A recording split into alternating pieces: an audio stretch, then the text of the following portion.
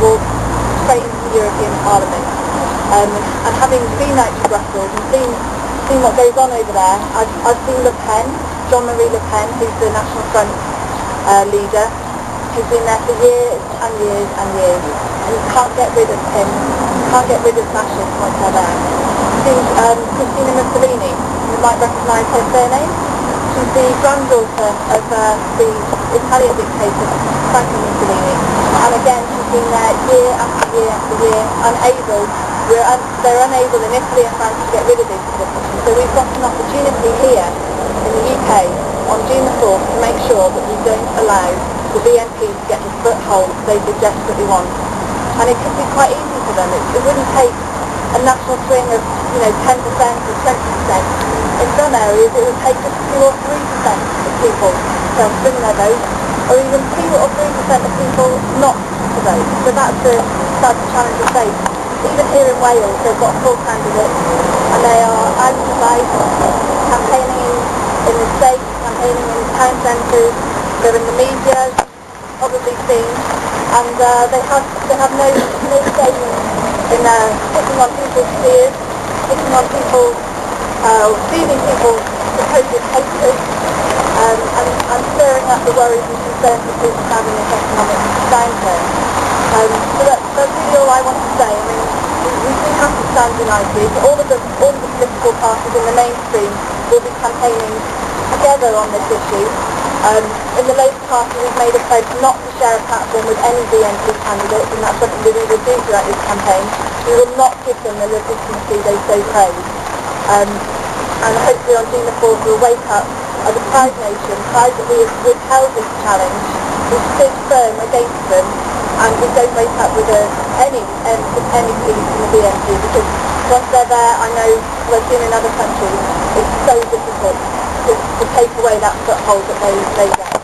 So really that's all I want to say. Mark's made a fantastic speech, very inspirational, and as you can probably tell that this is something that transcends party politics, working with Plaid and the Conservatives and the Liberal Democrats, making sure that the BNP does not come to Wales, does not represent us in Wales. We'll be proud on doing the 4th about the main issue.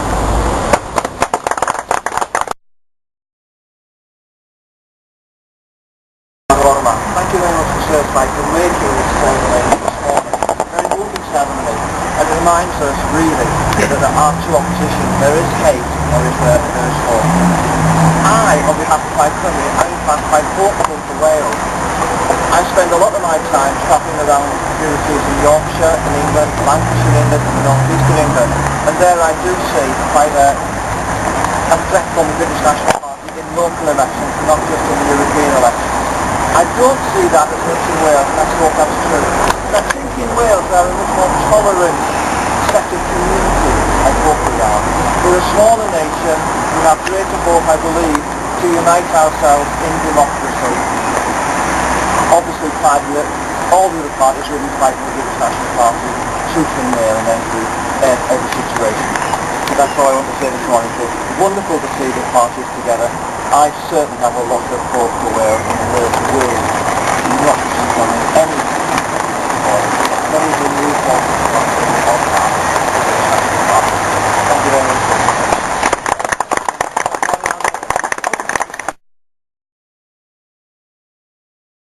I'm Trevor Jones, I'm the Secretary of the British Council, and I'm the Communist Party, and Chairman of Searchlight Wales. I'm not going to speak about the 25 parties campaign today, because as previously said, it's a cross-party organisation, and we're very inclusive. The fascists were on the streets of Wrexham again yesterday. They did push their filth and their hatred, and while they're wearing their suits, the hatred soon turned as soon as they see the opposition, and they're absolutely disgusting what they do. I just wanted to make a personal note. My father fought in the Second World War. He fought in occupied France, and he's no longer fighting another fight against Parkinson's disease. He's in left in hospital at the moment. My great-grandfather fought in the First and Second World Wars, and the family has been absolutely racism. And I think we should, I'm glad to see that we've got charges abroad here, because I think on the coat of arms of Wales it says 16, I serve. I think all of us here, the Conservatives, the Plaid, the Labour, and the smaller parties as well, want to do exactly that. They wish to serve their communities. The BNP, the parties, wish to serve themselves. And I hope that we remember to unite together, and we can keep the fascists out and get the foot over the world. Thank you.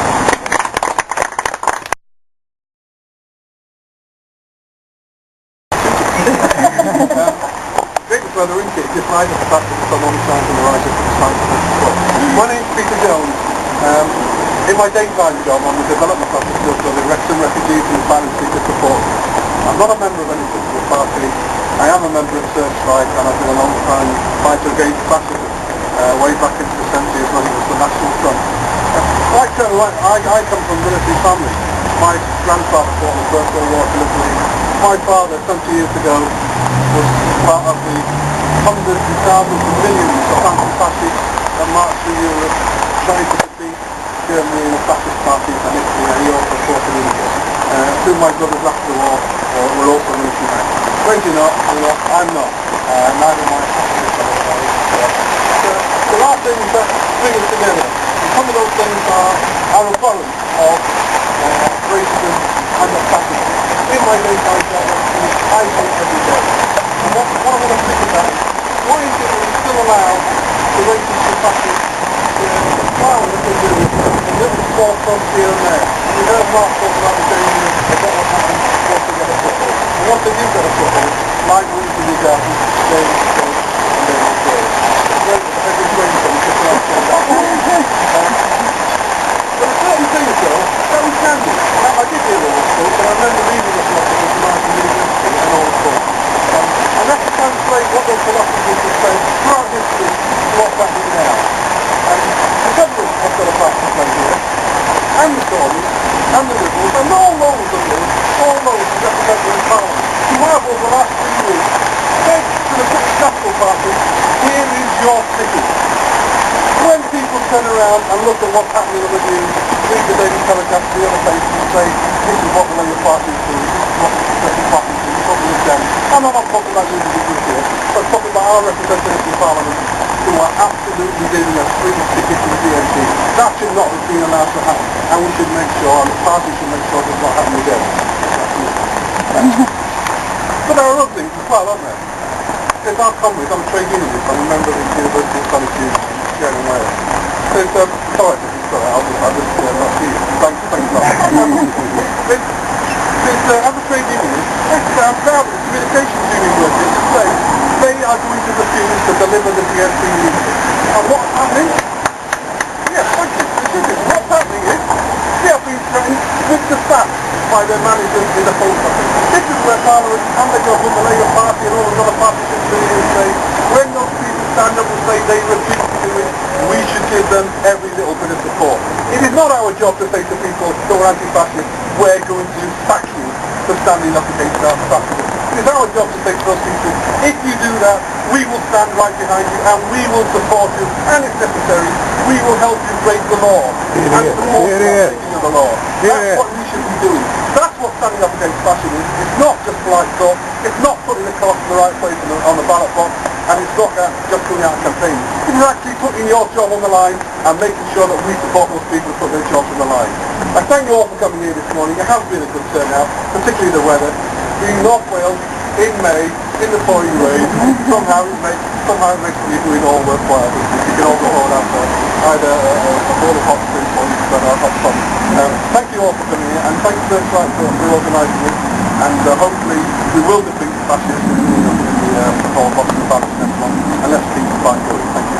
Thank you, Peter.